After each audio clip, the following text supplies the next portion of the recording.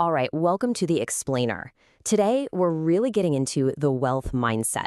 We're going to blow past all those get-rich-quick myths and dig into the psychological framework that actually builds real, long-term financial success.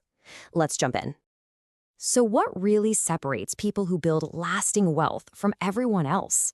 I mean, is it just about luck, a massive salary, or are they in on some secret investment trick that the rest of us don't know about? The first thing people jump to is income. The assumption is if I just made more money, I'd be wealthy. But the data is pretty clear. A high salary, all by itself, doesn't automatically create wealth. And honestly, thinking that way, that can be the biggest roadblock of all. The real difference, the game changer, is the mindset. You can think of it like running on a completely different psychological operating system. It's about the very software you're running when you think about money, risk, and time. And this is so much more than just thinking positive. It's a strategic framework that shapes every single financial move you make. So here's how we're going to break this down. First, we'll define what this mindset shift is all about. Then, we'll get into the mental roadblocks that hold us back. After that, we'll look at how to build a new mindset from the ground up and see how to put it into practice. And finally, we'll touch on the bigger systemic factors that definitely play a role. Okay, so this first part is absolutely crucial. It's about making a fundamental shift in how you think. We're talking about moving away from an income-focused mindset, just thinking about your next paycheck, to a wealth-focused one, which is all about a long-term vision. And you can really see the difference here, right? On one side, you've got the sprint, this conventional idea that wealth is all about a big salary, getting lucky, and chasing quick profits. But on the other side, you have the marathon. That's the wealth mindset, focusing on a long-term vision, being incredibly consistent, and planning for sustainable growth. Two totally different races. Yeah, but let's be real. Just deciding to change your mindset isn't that simple. We all have these hidden psychological barriers, these mental roadblocks that can completely sabotage our financial progress. And it doesn't matter how much money you make. Let's look at a few of the biggest ones. Okay, the big one, the one we have to talk about, is the scarcity mindset. This isn't just about feeling stressed about money. Research has actually shown that the constant feeling that you don't have enough consumes what psychologists call your mental bandwidth. It literally clogs up your brain, making it incredibly hard to plan for the future. And this can trap you in a cycle of bad financial choices, like taking on high-interest debt just to make it to the next month. And scarcity is really just the tip of the iceberg. We've also got present bias. That's our brain's default setting to want rewards right now instead of waiting for a bigger one later. Hello, impulse bias. Then there's overconfidence bias, where a little bit of success can make us feel invincible and take on way too much risk. And finally, loss aversion. That feeling where losing $100 hurts way more than gaining $100 feels good. That bias can make us hold on to failing investments for far too long. Okay, so we know what's holding us back. How do we actually build something better? This next part is all about being the architect of your own mindset, building that psychological foundation you need for long-term success. These are the pillars you build on. It all starts with having a high time preference. That just means you consistently value your future self more than you value immediate satisfaction. It means committing to continuous learning, because the financial world never stands still. It demands resilience to ride out the market's ups and downs without panicking. One source we looked at calls delayed gratification a superpower, and it absolutely is.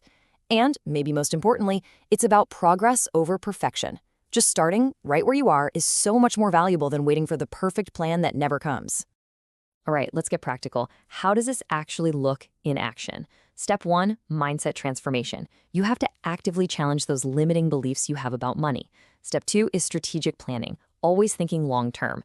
3 is about leveraging what makes you unique, your skills, your story. 4 is building real financial literacy, not just knowing how to make money, but how to manage it and make it grow. And finally, step 5 is focusing on steady, sustainable growth, not those risky get-rich-quick schemes. Okay, we've talked a lot about the what and the why. Now let's get into the how. How do we translate all these principles into concrete actions you can take with your money? A fantastic example of this in action is how you think about debt. The wealth mindset doesn't just say all debt is bad. No way. It makes a really sharp distinction. You've got bad debt, like high-interest credit cards that funds consumption and basically steals from your future self. But then you've got good debt, which is used for investment like a mortgage on a property that's going to grow in value. That kind of debt can actually increase your net worth over time. When you put all this together, it creates what you could call your own financial operating system. It's built on taking calculated risks based on data, not on emotional gambles. It involves strategic diversification, so your entire financial future isn't tied up in one single thing. And it requires a strict separation, a firewall between your personal and your business finances to protect your assets and keep things clean. There's this famous quote that just nails the whole idea. The stock market is a device for transferring money from the impatient to the patient. It perfectly captures the essence of this mindset. It's a game of patience and long-term strategy, not impulse. But here's something that's incredibly important to talk about. This mindset is powerful, but it doesn't exist in a vacuum. It operates inside a much larger system, and we have to acknowledge the external factors that are also at play here. Because the truth is, the journey to building wealth is just not the same for everyone. Individual choices and mindset are a huge part of the story, for sure. But if we only focus on that, as one report we looked at pointed out, we're missing a massive piece of the puzzle. So take a look at this. This is the story we often tell ourselves, right? The idealized path. Everyone starts at zero, maybe takes on a little debt for school or a house, and then builds their wealth based purely on their own hard work and smart choices. It's a nice, clean, straight line up.